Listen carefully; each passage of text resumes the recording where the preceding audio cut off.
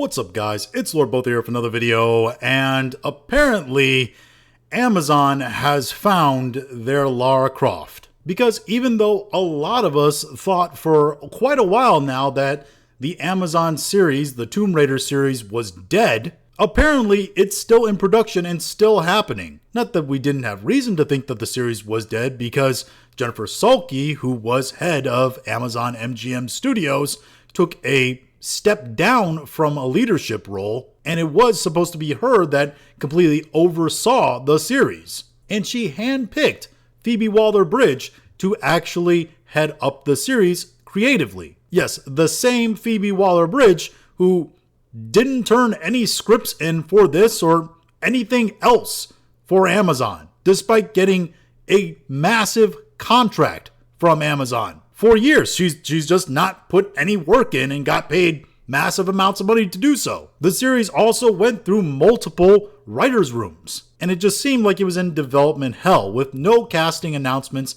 ever given, and it just seems like the series was not going to be made. However, then rumors started to circle around of maybe Sophie Turner, of all people, becoming Lara Croft. And weirdly enough, those rumors turned out to be true because, and this comes to us from discussing film on Twitter, Sophie Turner will officially star as Lara Croft in the live-action Tomb Raider series. Phoebe Waller-Bridge and Chad Hodge will serve as showrunners. Jonathan Van Tolkien from Shogun, apparently, will direct the series. And I've seen Shogun. It's a very good series, very well directed, so it's going to be up to him to make art out of the absolute dog shit writing that they're going to give him. It also states here that filming begins in January. Specifically, filming will begin January 19th, 2026. Now, as far as their statements on the current state of the show and coming aboard in terms of Sophie Turner, she states, quote, "I am thrilled beyond measure to be playing Lara Croft. She's such an iconic character who means so much to so many, and I am giving everything I've got. They're massive shoes to fill, following in the steps of Angelina and Alicia. Alicia Evekevend. I don't remember her last name. She was Tomb Raider. She was Lara Croft. You all remember that movie? Yeah, with their powerhouse performances. But with Phoebe at the helm, we and Lara are all in very safe hands. I can't wait for you to all see what we have cooking." Yeah, the same Phoebe Waller-Bridge that was a massive fan of Indiana Jones and then ended up destroying the series by dismantling the character in the last film, then trying to replace the character with a character that was like Indy but better in every way because she was a woman, i.e. herself. As for Phoebe Waller-Bridge, which they're still attaching to Fleabag and Killing Eve, which are the few things that she's actually done and been involved with creatively that had any kind of popularity success at all. And guess what? They were not action pieces. They were not existing IPs that were meant to appeal to young boys and men. They were feminine comedies, especially Fleabag. And if that's what she wanted to do, and that's what apparently she's good at, stick to that. I always say, if you're good at something, stick to it. Don't try to be something else. But anyway, she says here, quote, "I'm so excited to announce the formidable Sophie Turner as our Lara alongside this phenomenal creative team. It's not very often you get to make a show of this scale with a character you grew up loving." It's still very, very hard for me to accept the fact that Phoebe Waller-Bridge is in some way a big Lara Croft fan. Because Lara Croft is appealing to basically two demographics: Gooner guy gamers and Gooner lesbian gamers. And apparently closeted lesbian gamers. But she continues by stating, "Everyone on board is wildly passionate about Lara and are all as outrageous, brave, and hilarious as she is." Lara Croft is hilarious? Wait.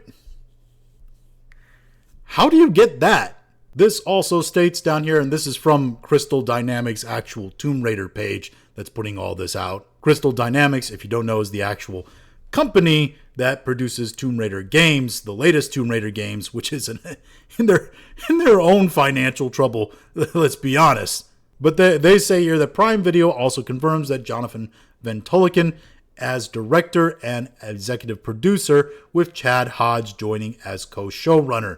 And these guys were, I guess, smart enough not to actually say anything.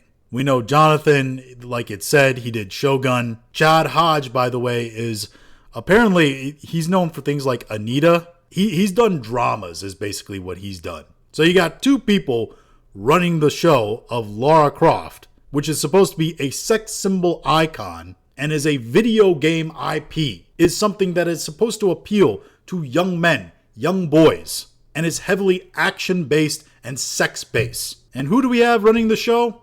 A guy whose expertise is drama, and a woman whose expertise is comedy and feminist perspective. Yeah, really makes me think that this show is going to be a success creatively. And all this is putting aside the fact that Sophie Turner, whether you think she's, kind of a terrible person, if you read some of the things about her and her divorce from Joe Jonas, whatever, how she may or may not have left her family to go bang bartenders and nightclubbers in Scotland, even putting aside how she may or may not be a good person, just from an acting standpoint, what does she really bring to the table too? I've seen the pictures. I know that she's worked out for the role, and she says that she cares. Like Phoebe Waller-Bridge, it's hard for me to actually think that she's a fan of the IP in the series. And also, can she act? It's weird to say that about such a well-known actress this late into her career. But hey, some people are just realizing in the past few years that Gal Gadot can't act. And we've only really seen Sophie Turner in 2 big roles. And one of those was Game of Thrones, which, let's be honest, her later seasons, she was kind of very wooden. And looking back on it, I think her performance actually made Sansa Stark less of a profound character that she was supposed to be by the end of the show. And the next major character that we saw her play was Jean Grey in what is universally considered to be one of the worst X-Men movies in existence, which is Dark Phoenix. So who knows exactly if she can act or not? We don't know. Again, it's weird to say about an actress this deep into their career, but here we are. Also, there's the obvious.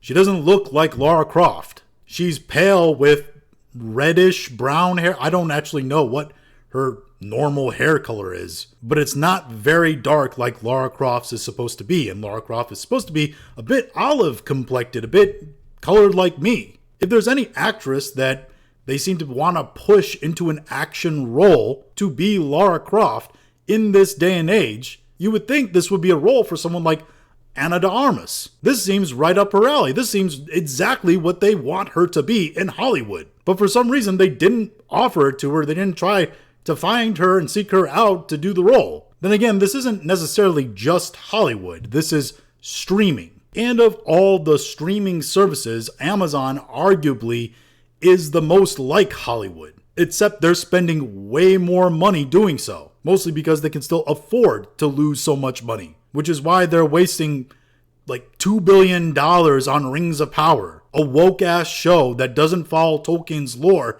that was dead in the first season, that they somehow demand keeps going on. And they've already spent tens of millions of dollars into production for this series, this Tomb Raider series, that is going to give us a version of Tomb Raider that does not appeal to its regular fan base. And let's be honest, they need to appeal to that old school regular fan base of Tomb Raider games.